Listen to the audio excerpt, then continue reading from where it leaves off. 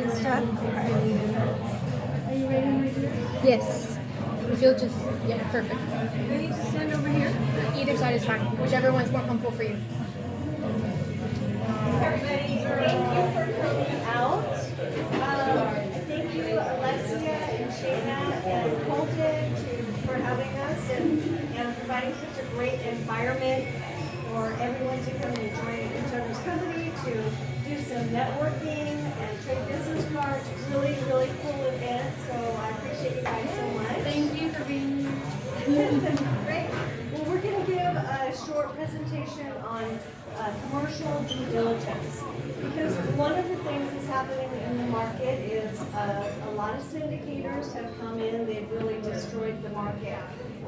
They have presented deals that they don't understand. They've done some churning, like some stockbrokers do when they just want to make money on a deal. So that's been problematic. I have 19 years of commercial real estate experience, and so we, on our team, we don't have like 10 co-GPs with 1 or 2 years of experience. We actually have a lot of good experience on our team.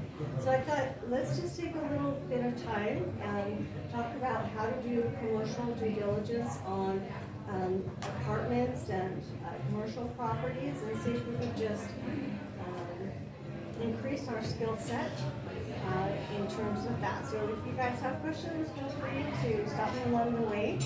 I'm open to that. Okay.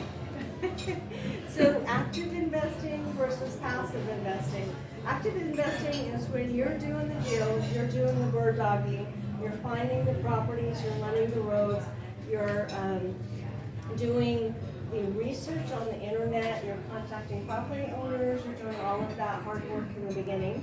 You're actually doing a phase 1 due diligence on the property to make sure that there are no environmental problems or brownfield issues, no dumping on the property as well. You're getting the property into contract, you're working with the seller, you're trying to get the earnest money together and continue to do the due diligence on the property. So you're doing all the work. After you get it into contract and you're satisfied that the due diligence has passed, then you are maybe forcing some vacancy and doing the rehab.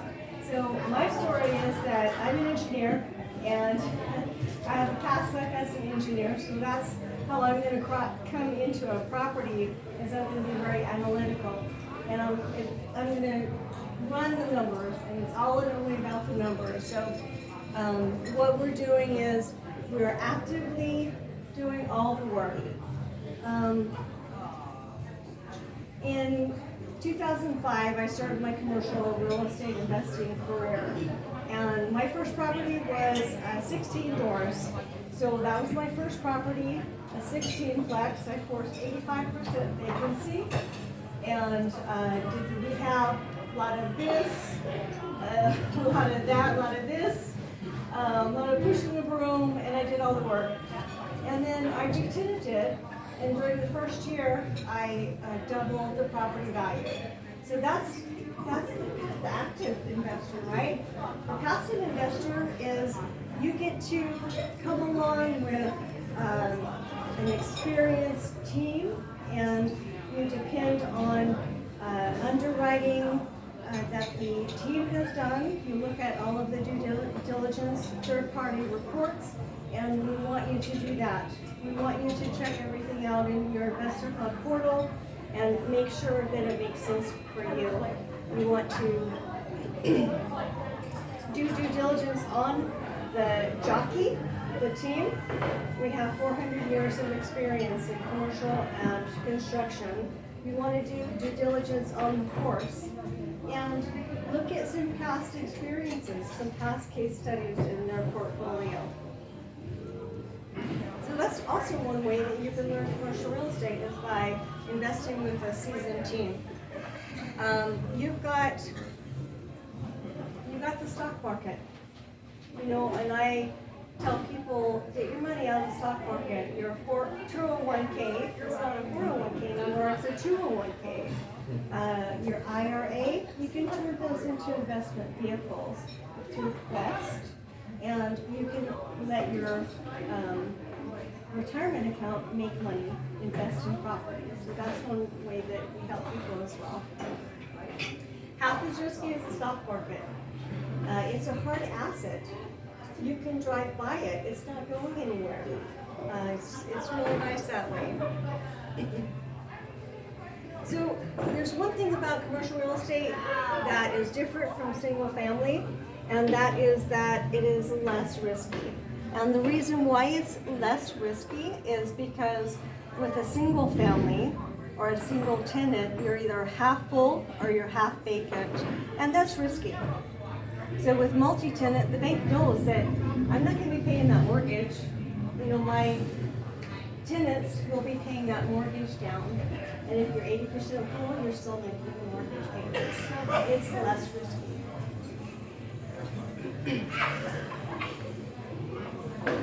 Lots of tax advantages.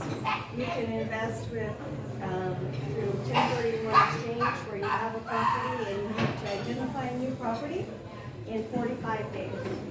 Other tax advantages of doing commercial real estate is a cost segregation study. Because a property will depreciate over 27.5 years if it is multifamily. So we do a cost segregation study on the roof, the HVAC, the parking lot. All of those things are going to depreciate over 27.5 years, and we're forcing that depreciation down into the first year or two, and we're sharing it with our investors. So that's also another way that you can save money, and check with your CPA, see what applies to you, that you can use it against your W-2 wages, and you can have less tax burden. Okay?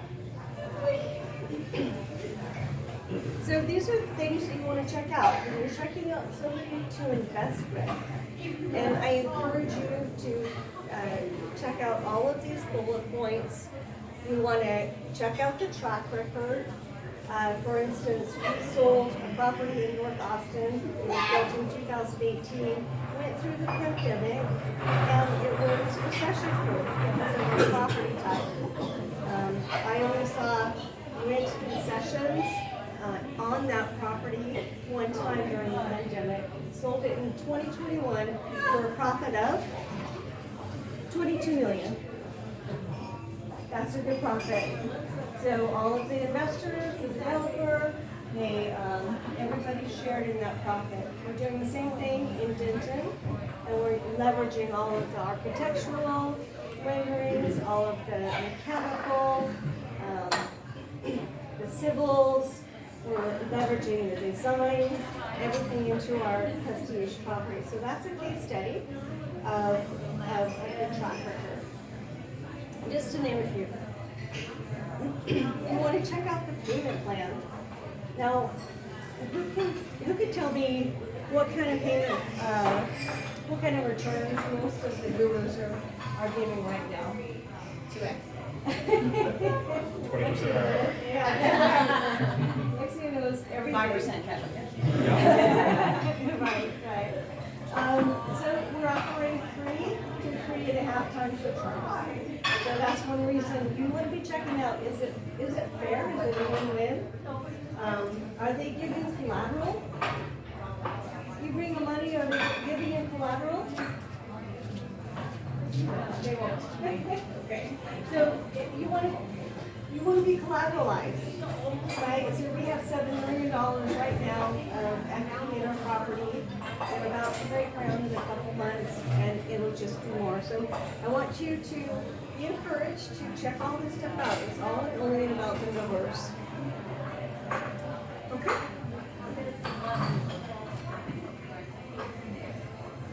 Okay, so some mistakes that we don't want to make, right?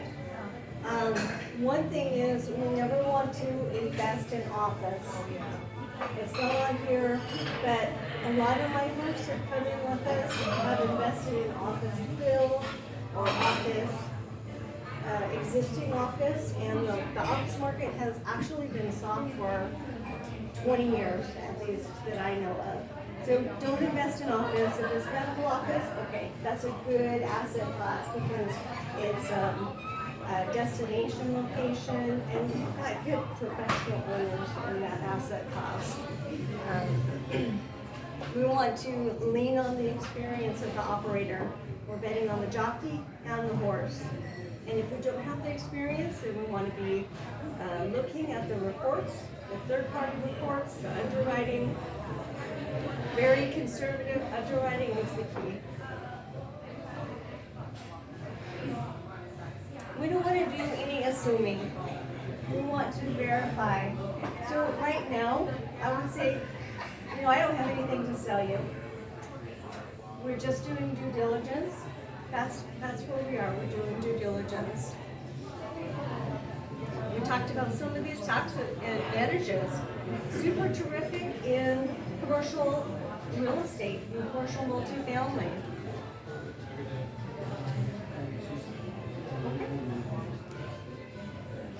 So usually you're able to invest in a number of ways. You can come in with cash. That's the way the big investors do. And I haven't had a 401k for at least 20 years. That's how the big investors invest, is with cash. You can also come in with your 201k, because that's probably what it is right now, 201k or your IRA, and you can turn it into a self-directed vehicle through Quest. Our contract has been approved by Quest about 12 times or more. They're under the SEC. Now, we've brought in nearly $5 million in private money through friends and family. So your money is not the first in. We're going to bring in another $15 million over the course of the year. And it puts us in a different position because even though our property pencils with these crazy construction rates, we have the opportunity to share equity, bring in private money, and we want to be able to have those options right now. We want to tell the banks, take a hike, and we'll come talk to you in Q2 and have your head on straight. So that's where we are. 1031 exchange, you need to, if you're selling something, you need to identify a property in 45 days. Understand the rationale behind the sequence for the value add strategy and the difference from forcing value to the land. What we've done, since there's really no profitability in most of the Class C value add properties, is we're forcing value on the land. And we did what we do. Over the last year and a half, we doubled the value of the property. Same with my other properties, we've doubled the value in the first year. So we're forcing value on the land by putting entitlements on it. And just for example, we are about 95% entitled. We got our preliminary plat approved with planning and zoning last night, which is very exciting. And we have a great civil, great team. And we got our unconditional zoning compliance plan approved last month. So we are rocking and rolling. We have our civils to get through in the next couple months, and then we'll be pulling permits and we'll be breaking ground. So we're just very excited. It's a real blessing. We want to look at stabilized year one budget, and we want to look at a 7-year performance. Now this is a really important point because with 19 years of commercial experience, we wanted to make sure that our underwriting was very ultra conservatively underwritten. We want to have a vacancy factor of 7%, not the regular Dallas 2 to 3%. Our inflation rate that we're putting in is 3%. So we don't want to have the current 6 or 8% inflation rate because that would overvalue our property. That would lose kind of property. We don't want to do that. We want to have ultra conservative bank underwriting. Those are just some examples. We even started out with a new build operating cost of 36% to be ultra conservative. Now, a new build has a cost of about 25%. And with our alternative material type, it's going to be less. Dropping our insurance and dropping our HVAC requirements to about 40%, soundproof, smell-proof. So we want to be looking at all of those ratios and asking questions about that.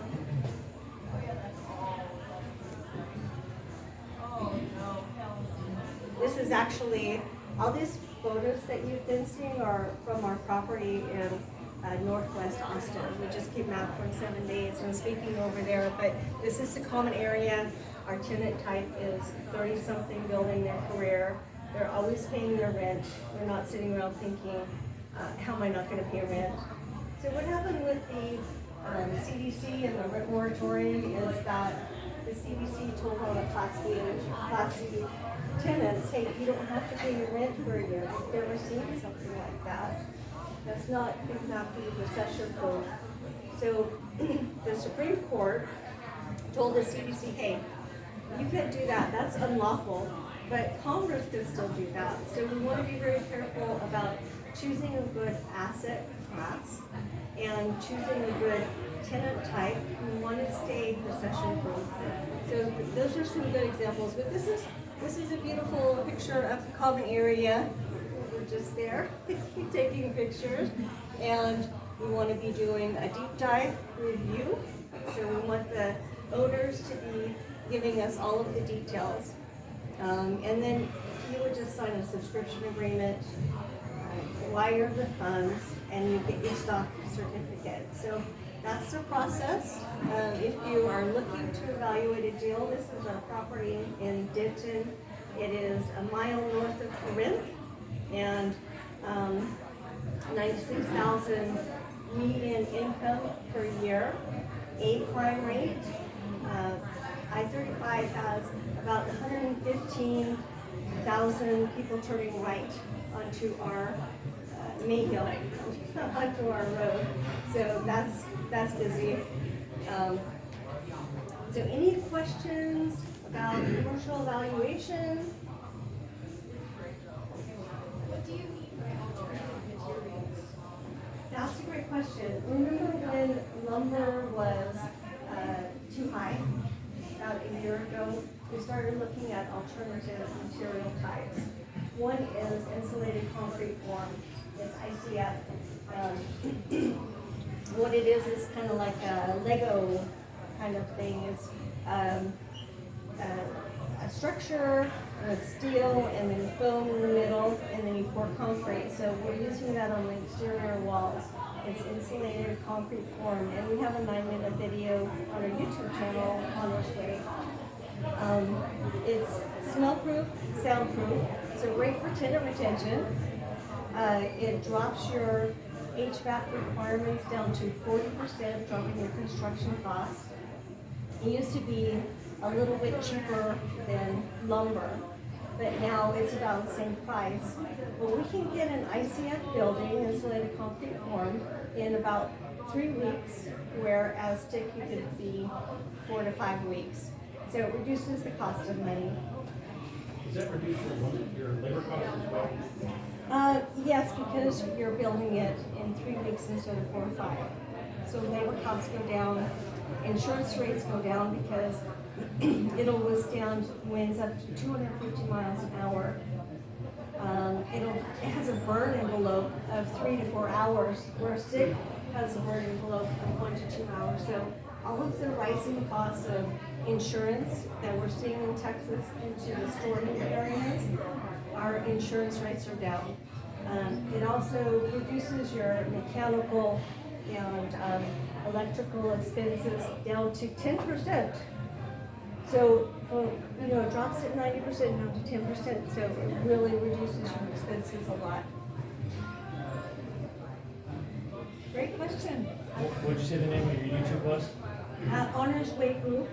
There is a 9-minute video on that where the manufacturer and the representative from the National Concrete Ready-Mix Association explain all the benefits a lot better than I can. So really good. Honors Way Group, and there's also other commercial real estate videos that you can watch for free. A lot of content there. What kind of investors are you looking for? Are you looking for kind of investment size you guys have minimum? We brought in about $5 million with about 30 investors. And so your money is not first in. And we just started syndication, 5 to 6 seed syndication for accredited investors. Minimum investment is $100,000, and we're giving a 3 to 3.5 times return. We also get collateral on the property. So right now the property has $7 million to attach to. So you're collateralized. Everybody sees well. What we did is we delivered the property into an LLC. And what the syndicators will do is they put their investors on the site LLC. But we didn't do that. We have our investors right in the property LLC. So you're collateralized by the property. It's worth $13 million today. And then once we get the horizontals on it, maybe worth about $20 million. So that equity position will just grow with the construction. What's the time frame on that? You said 2 to 3 times the investors. It's a 5-year agreement. We do have a 12% fix for 15 months if we want to test the waters.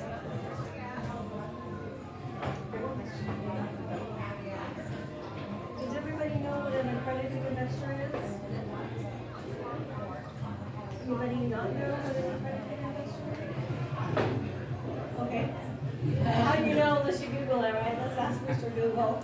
But an accredited investor is somebody who is a single person who made $200,000 this year, last year, and has the same expectation that it will be the same next year. Or a couple who has made $300,000 last year and the year before, and they have the same expectation as for next year. You could also own $1 million worth of assets, not including their own residence.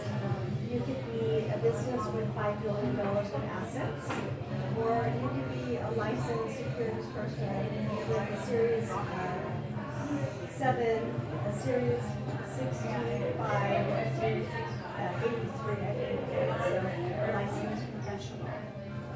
So what we usually do is we'll open up with a 5 or 6B, friends and family, a sophisticated investor, and then follow it up with an accredited investors only.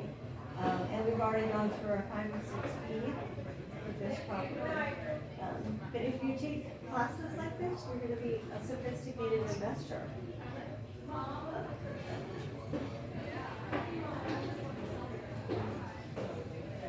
Okay, well, thanks everybody. Thank you guys for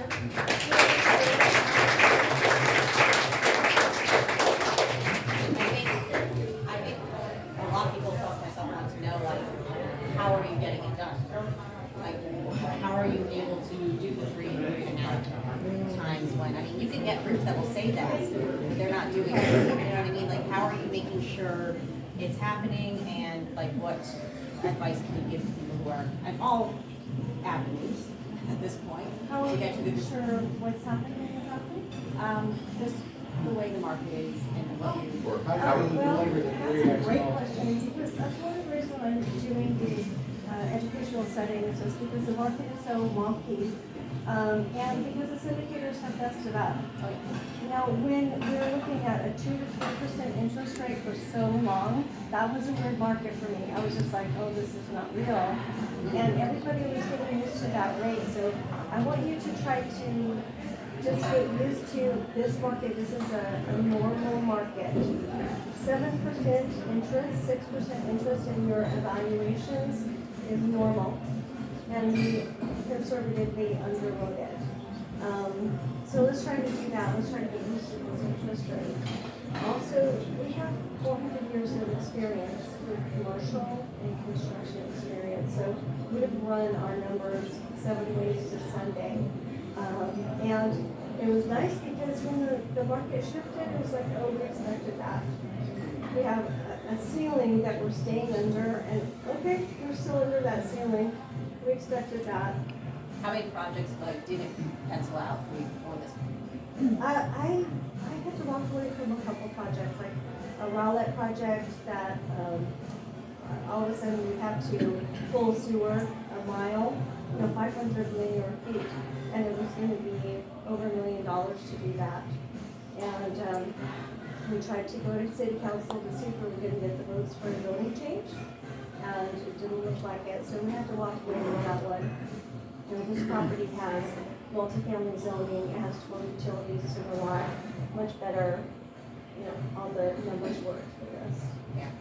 And partnership wise, how do And you? partnership wise, that's great, who do you partner with, right?